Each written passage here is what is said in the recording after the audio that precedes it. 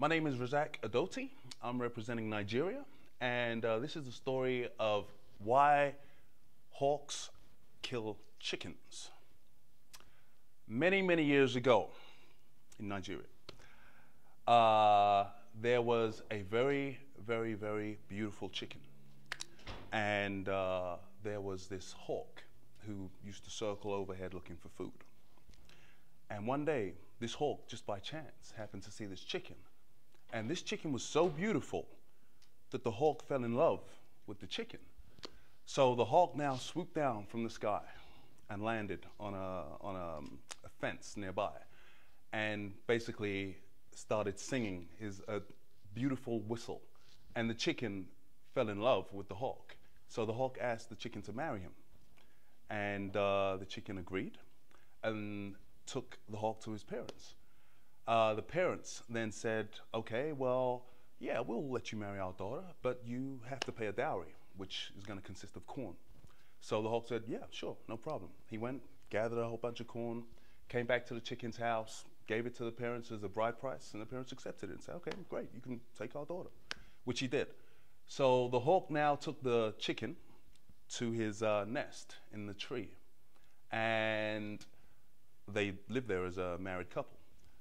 Later that day, a cockerel, a male chicken, a cockerel, he came looking for the chicken, who, as I mentioned earlier, was very beautiful, and he couldn't find her. So he spoke to the parents, and they said, oh, well, yeah, she got married this morning. You know, we took a bride price from the hawk, and he took her to his nest. So obviously the cockerel was distraught at this. So the cockerel then decided to go to the nest to see if he could win back his love.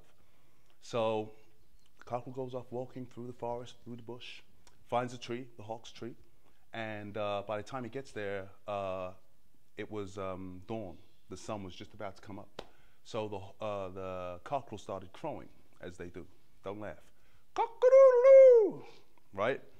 And he continued crowing and crowing and crowing in his most beautiful voice until the hen just was enamored by the beauty of his call and decided to basically jump down from the tree, half jump, half fly. You know how chickens do. And she basically fell into the arms of the cockerel, and obviously he was ecstatic, and he strutted all the way back to her compound with his new-found bride. Now, needless to say, on finding out about this, the hawk was very, very angry. And he decided to go to the king in Calabar and complain.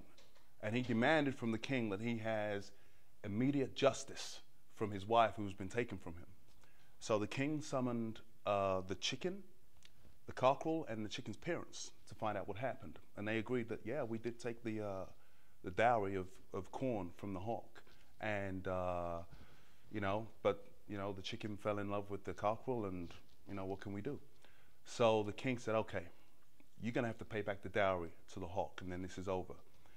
But the chicken's parents were very, very poor, and they'd already eaten all this corn. So they were like, well, sorry, we don't have the dowry anymore. We kind of ate that.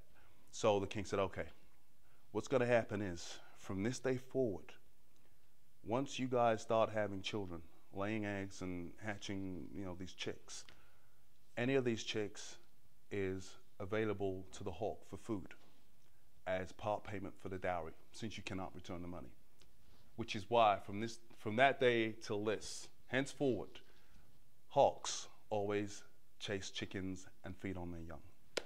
And that is the story of the chicken and the hawk.